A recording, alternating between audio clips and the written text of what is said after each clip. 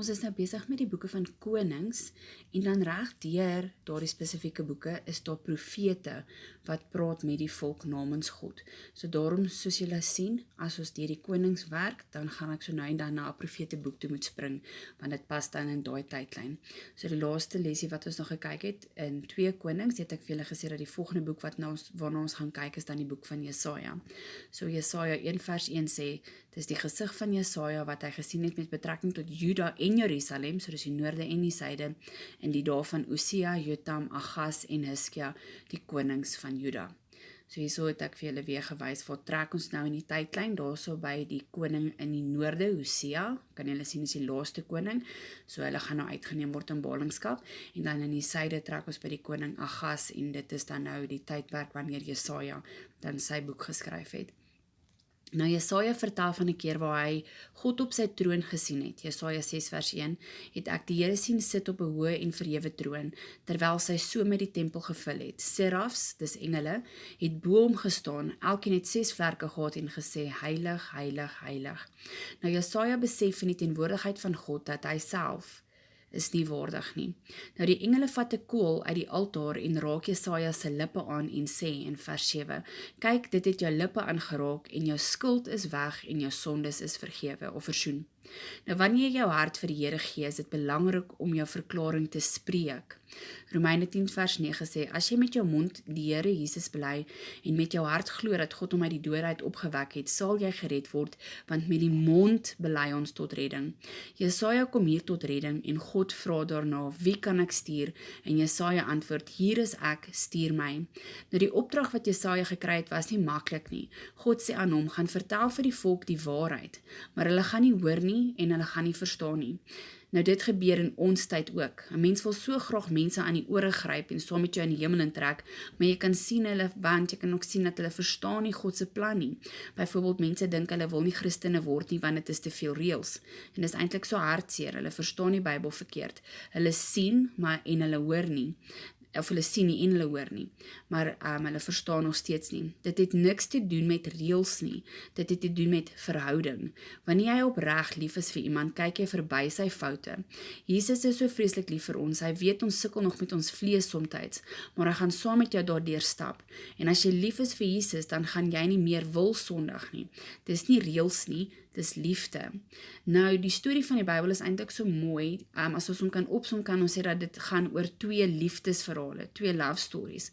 Die eerste ene is God en Israel, en die tweede storie is dan Jesus en ons. Nou God is ongelooflik lief vir Israel. Jeremia 31 vers 3 sê, ek het jou lief gehad met 'n ewige liefde. Selfs met Jesus is ongelooflik lief vir sy kerk. Hy het sy lewe op die kruis gegee sodat ons die ewige lewe kan kry. Nou God en Israel is getroud. Ons lees dit in Jeremia 2 vers 2. Gaan en roep uit voor die ore van Jerusalem. Ek onthou die liefde van jou bruidstyd toe jy agter my aangeloop het in die woestyn. En Jesus en die kerk gaan nog trou. Ons lees in Openbaring dat Jesus gaan terugkom vir die bruilof van die lam. Maar Israel bly nie getrou aan God nie. So ek het elke keer die bladsytjies so in 2 gedeel. Aan die linkerkant is dit God en Israel en aan die regterkant is dit dan Jesus en ons. So in hoofstuk 1 van Jesaja vergelyk God Israel met stoute kinders, wat also baie pak gekry het, maar nog steeds nie wil hoor nie. Jesaja 1 vers 2, hoor o hemele en luister o aarde, want die Here spreek. Ek het kinders grootgemaak, sê praat van Israel, en hulle verhoog, maar hulle het teen my oortree. Vers 4, hulle het die Here verlaat, die Heilige van Israel verag, hulle het agtertoe weggedraai. Vers 5, waar wil julle nog geslaan word, dat julle voortgaan met af te wyk? Die hele hoof is siek en die hele hart is krank.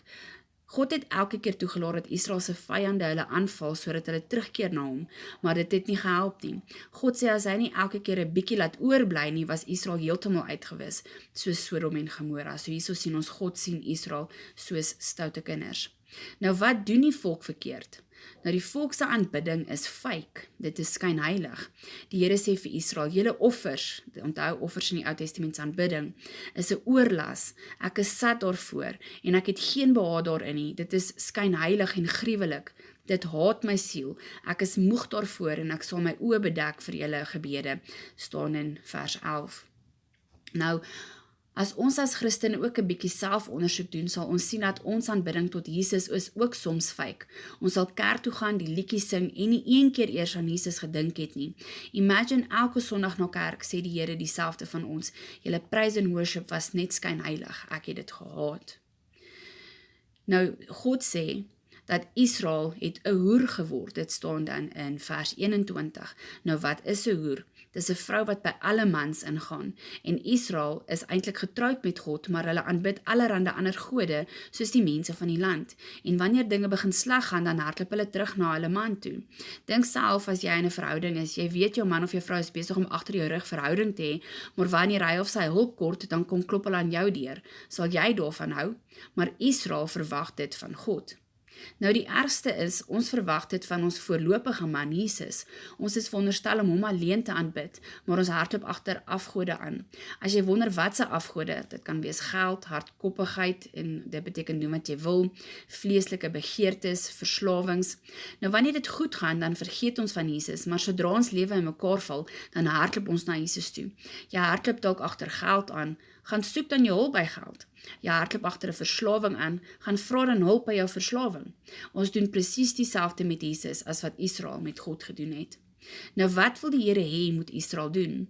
1 vers 16 sê God, hou op om kwaad te doen, dit is eenvoudig.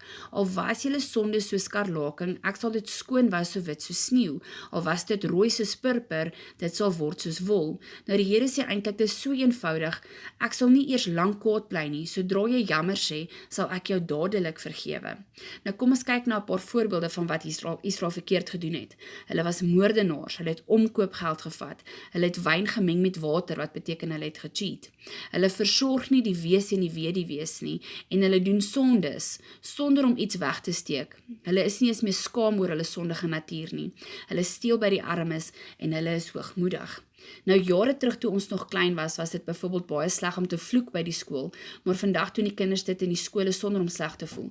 Vandag is mense glad nie meer skaam om verkeerd te doen nie. Hulle sal byvoorbeeld sê, man, ek is nie skynheilig nie, maar dit is verkeerd, dit het niks te doen met skynheiligheid nie. Jy moet skaam voel vir byvoorbeeld jou verslawings. Vandag se mense brag daaroor.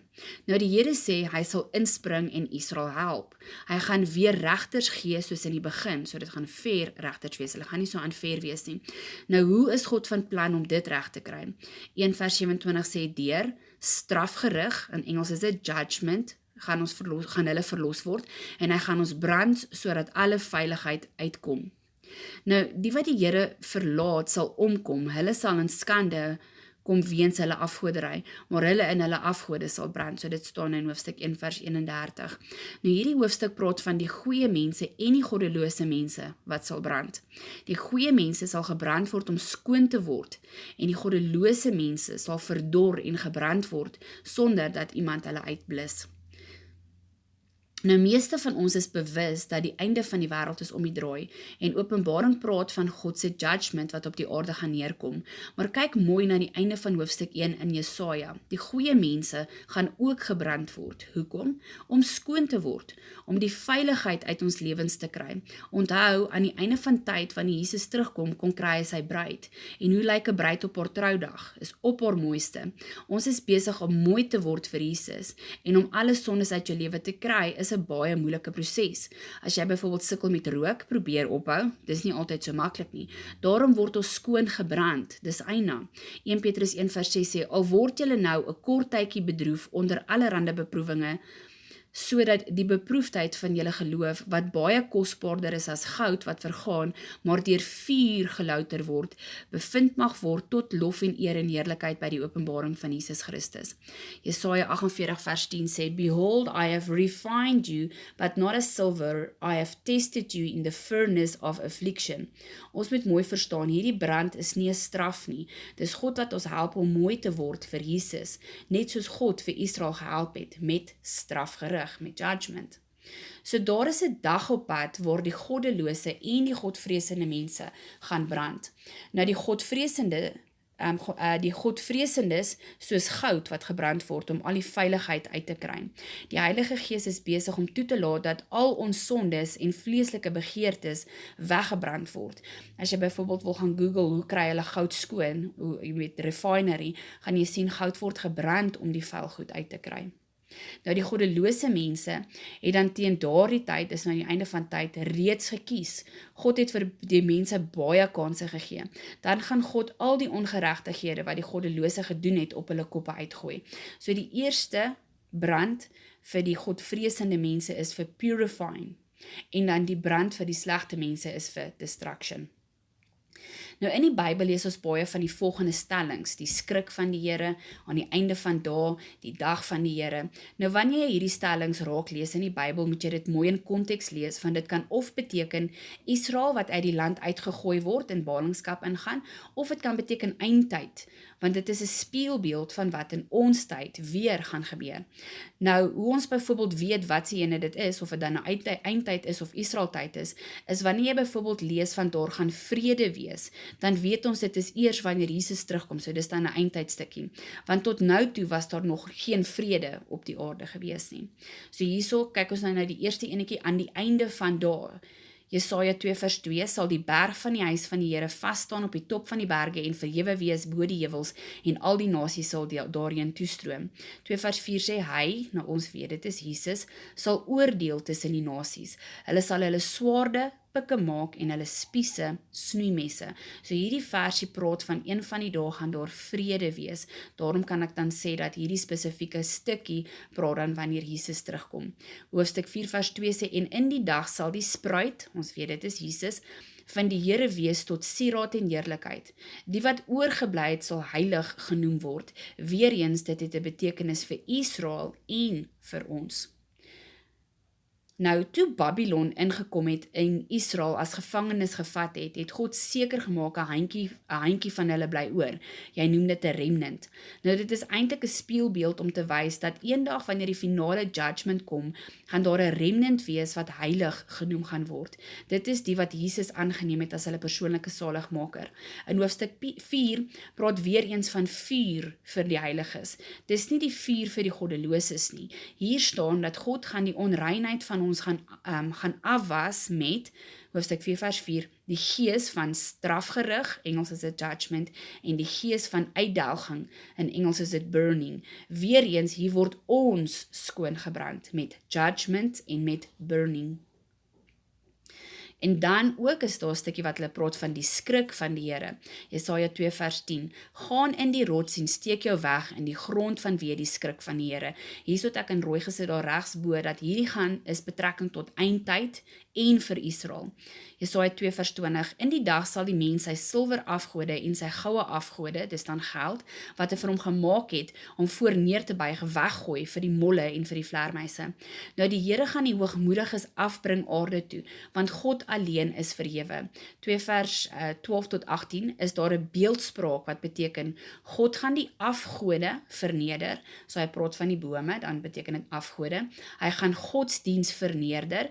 As jy lees van heuwels, beteken dit godsdiens. Hy gaan die amies verneder, so as jy die woordjie lees torings, bedoel hy amies, en hy gaan die pronkstukke verneder, so dit is dan geld. Want God alleen sal hierdie dag verhewe wees. Nou hoekom gaan God godsdiens afbreek? Onthou dat baie van ons gaan kerk toe uit tradisie. Die enigste weg hemel toe is 'n verhouding met Jesus, nie godsdiens nie. Godsdiens stoot eintlik mense meer weg van God, want godsdiens wys net vinger na alles wat jy verkeerd doen. Verhouding beteken Jesus is lief vir jou en hy verstaan jy sukkel nog met sekere dinge en hy gaan jou daardeur help. Okay, so vir Israel was hulle eindtyd waar Babylon hulle kom weggeneem het in ballingskap. Vir ons is ons eindtyd uiteengesit in die boek van Openbaring, wat ons later gaan deurwerk, maar as jy die spieelbeeld sien van Israel en ons, en Israel se strafgerig, dan sal jy Openbaring ook beter verstaan, want onthou, alles in die lewe is 'n herhaling, dis dieselfde storie oor en oor. Hierdie keer is dit nie net vir een volk nie, maar vir die hele wêreld in die boek van Openbaring. So oral waar ons lees van die dag van die Here, was dit vir Israel waar hulle in ballingskap gegaan het, en vir ons is dit die eindtyd wat nog moet kom. Die twee events oorvleuel. Dit wat die Here gebruik het om Israel tot inkeer te bring, gebruik hy vir ons ook. Die Here sê hy gaan alle stutte, al die steenpilare afbreek. Dink bietjie, wat is die mense se steenpilare? Geld, die regering, die regstelsel, die profete. God sê in hoofstuk 3, hy gaan dit alles laat val. As ons mooi daaroor dink, is dit eintlik al reeds besig om te val. Ons geld het niks meer waarde nie, ons het niks vertroue in ons regering nie, ons weet die regstelsel is eintlik korrup, die een met die meeste geld wen gewoonlik. Daar is soveel vals profete daar buite. Onthou dis Bybels, Matteus 24 sê daar gaan baie vals profete wees. En dan net gou vinnig iets hier ingooi, hoe weet jy wanneer iemand 'n valse profeet is? Jy kan twee maatstawe gebruik. Kyk na die persoon se vrug van die Gees, en as die persoon, die ander een is as die persoon teen Jesus praat, dan is dit ook 'n valse profeet. Nou wat gaan die Here doen aan die einde van dae vir Israel en vir ons? Onthou dis dieselfde storie. Die Here sê hy gaan die kinders en die vroue stuur as leiers. Nou vir Israel, onthou julle vir Atalia, een van die ma's in die suide wat almal wat koninklik was doodgemaak het, net sodat sy die troon kon kry. Nou hierdie is eintlik 'n profesie vir Israel wat tot vervulling gekom het in 2 Konings 24 vers 14. Nou vir ons beteken dit dat ons gaan leiers soos presidente hê wat so incompetent gaan wees soos kinders. Ek hou nogal daarvan om Amerika se nuus dop te hou. Ek dink dit laat my bietjie beter voel oor ons probleme hier in Suid-Afrika.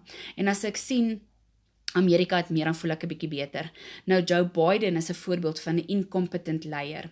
Wat gaan die Here ook doen? Hy gaan die hoogmoediges verneerder vir Israel. Hy sê hy gaan hulle koppe kaal skeer. Nou toe die volk in ballingskap ingeneem was van die vroue se koppe regtig kaal geskeer gewees. En dan wat beteken dit vir ons? Kyk wat is nou besig om te gebeur in Hollywood. Al die slegte dinge wat in die donker gebeur het, is nou besig om aan die lig te kom. Dink byvoorbeeld aan P. Diddy en Epstein Eiland. En dan sê die Here ook, hy sê die mans gaan sterf in die oorlog. Nou vir Israel, weer eens toe Babylon ingekom het, was dit eers oorlog, waar hulle op die einde verloor het en klompie dood gegaan en die res was geneem as ballinge. Nou vir ons, daar is baie sprake van oorlog, wat vir ons loer, maar dit moet ons as kinders van God nie bang maak nie, dit moet ons opgewonde maak, want dit beteken Jesus kom amper terug. En onthou, reg deur die Bybel beskerm die Here elke keer sy remnant. Dink byvoorbeeld aan Noag en aan Lot. Nou in die begin van Jesaja praat God van Israel as sy kinders, en hier in hoofstuk 5 noem hy Israel sy wingerd. In Psalm 80 vers 9 kan jy gaan lees dat as die Bybel praat van 'n wingerdstok, praat hy eintlik van Israel. Ook in hierdie spesifieke vers 7 sien jy dit ook, dat dit Israel is. Nou net soos die Here sy kinders pak gegee het, maar niks het gehelp nie, ook het hy sy wingerd geplant op 'n vrugbare heuwel en 'n toren daar gebou om hulle te beskerm, maar nog steeds het Israel afvallig geraak. 5 vers 2 sê, hy het verwag dat dit druiwe sou dra, maar dit het wilde druiwe voortgebring, dit is waardelose druiwe. Ons het gesien, met die eerste vergelyking het hy 'n strafgerig gestuur vir sy stoute kinders. Hier gaan hy, 5 vers 5, wat gaan hy doen met sy wingerd? Ek sal sy doringheining wegneem, ek sal sy muur stukkend breek, sodat dit vertrap word. Hier beteken dit dat God gaan sy beskerming wegneem, en hy gaan nie meer die grond bewerk en die onkruid uithol nie, hy gaan die reën terughou, en daarom gaan die wingerd dan doodgaan. Nou dit gebeur in ons tyd ook, die mense lewe soos hulle wil, hulle volg nie God se beginsels in sy woord nie. Dink byvoorbeeld jy doen vir iemand 'n guns, oor dat jy lief is vir daardie persoon, maar hy sien dit nie eens raak nie, hy sê nie dankie nie, inteendeel sê hy, sal hy die hele tyd net moan oor dit wat jy gedoen het, wat gaan jy dan daarna doen? Jy gaan onttrek en dit nie weer doen nie. Dis presies wat God met Israel gedoen het. En dit is wat Jesus ook met ons doen. Hy gaan homself onttrek, maar as Jesus nie meer in jou lewe is nie, dan moet jy besef alles wat syne is, gaan saam met hom. Sy beskerming, dis dan sy muur, sy voorsiening, dis die reën, sy werke, die grond bewerk. Nou wat gaan dan gebeur? Die tuin gaan vrek. En dis nie Jesus se skuld nie, jy het hom nie gesoek in jou lewe nie. Onthou, Jesus is lewe. As hy nie in jou lewe is nie, is al ons situasies dood. Jesus is lig. As Jesus nie in jou lewe is nie, is alle dinge dood en donker. Jesus is liefde. As Jesus nie in jou lewe is nie, gaan jy haat, geweld en chaos beleef. Nou hier sien ons 6 dinge wat die mense doen wat God 'n wee oor uitspreek. Eerste sê hy, wee mense wat rykdom jaag. 5 vers 8, binnekort gaan jou geld niks beteken nie. Wee mense wat sterk drank drink, vers 11. Hulle is so gefokus om lekker te lewe dat hulle God mis. 5 vers 13 sê, daarom gaan my volk in ballingskap weens 'n gebrek aan kennis. So mens kan eintlik hierso verstaan dat die mense in die tyd van konings was so geworried oor partytjies en drink en geld, dat hulle nie 'n idee gehad het wat God besig is om te doen nie, en dan op die einde het dit tot hulle val gelei. Nou baie keer gaan dinge sleg in ons lewe, byvoorbeeld jou finansies wil net nie uitwerk nie.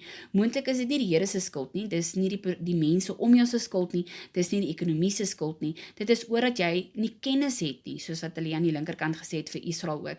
Die Bybel sê, my volk gaan ten gronde weens 'n gebrek aan kennis. Jou finansies gaan ten gronde oor dat jy nie weet nie. Daar is soveel lesse in die Bybel oor finansies, hoe om meer te kry, maar oor dat jy dit nie ken nie, gaan jou finansies nooit regkom nie. Ons het al in die boek van Spreuke gesels oor finansies, byvoorbeeld begin tiende betaal, maak seker jy werk, want as jy nie werk nie, mag jy nie eet nie, en moenie lui wees nie. So daar is so 'n paar beginsels wat ons kan toepas op ons finansies uit die Bybel uit. Nog 'n wee wat God uitgespreek het, is wee mense wat sonde na hulle toe aantrek.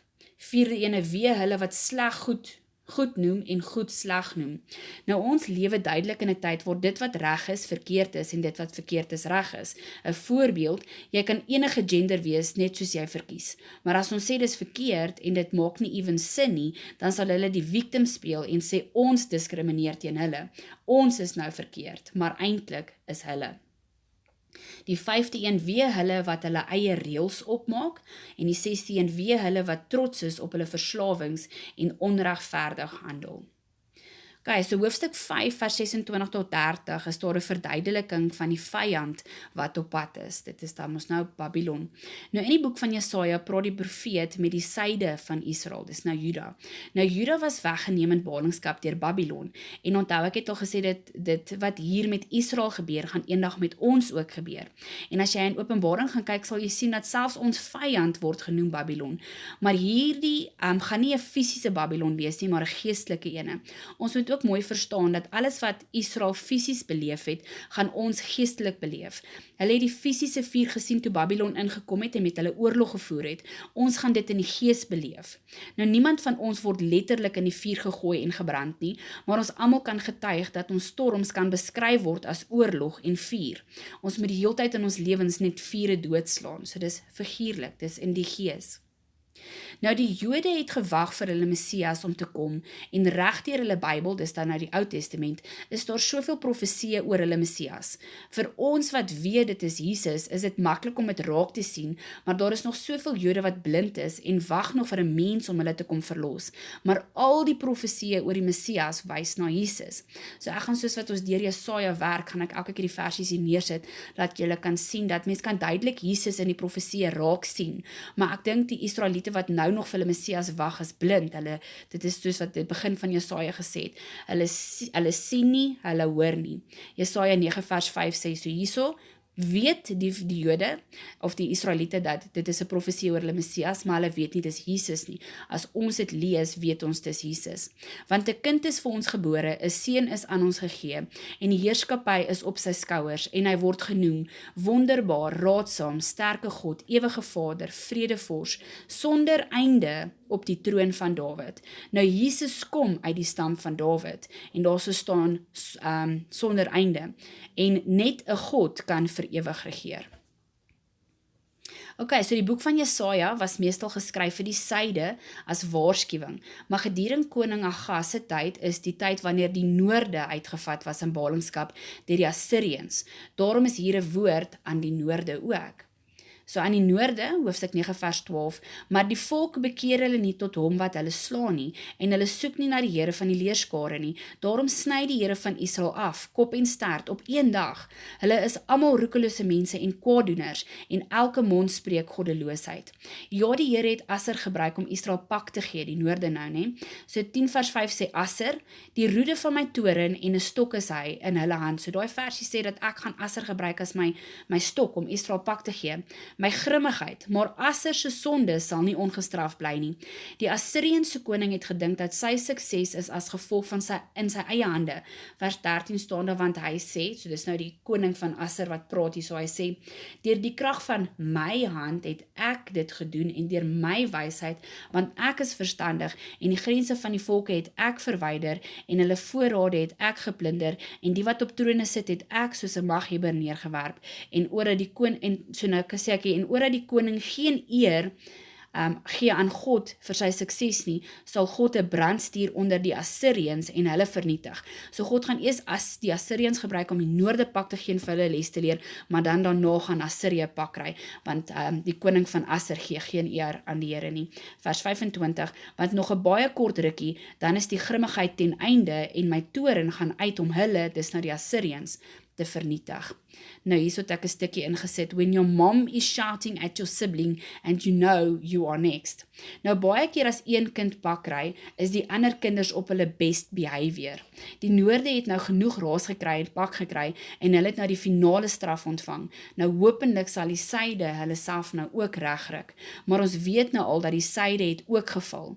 Die Here gebruik Babylon om die syde pak te gee. Jesaja 13 vers 5. Hulle kom uit 'n ver land, hierso praat hy nou van Babylon, wat van 'n ver land afkom, van die einde van die hemel af, die Here en die werktuie van sy grimmigheid om die hele aarde te verwoes. So hier sien ons weer eens dat God gebruik Babylon. Daar so staan die werktuig van die Here.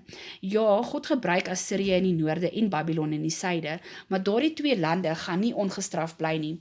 Ons sien in hoofstuk 10 vers 12 dat Asser gaan val en ons sien in hoofstuk 13 vers 17 dat Babylon gaan val deur die Medes. Ons gaan hierdie ook mooi raak sien in die boek van Daniël. Nou, maar reg deur al die verhale in die Bybel waar God sy judgment uitgegooi het op die aarde, was daar elke keer 'n remnant wat oorgebly het. Met die vloed was dit Noag en sy familie, met Sodom en Gomorra was dit Lot en sy familie.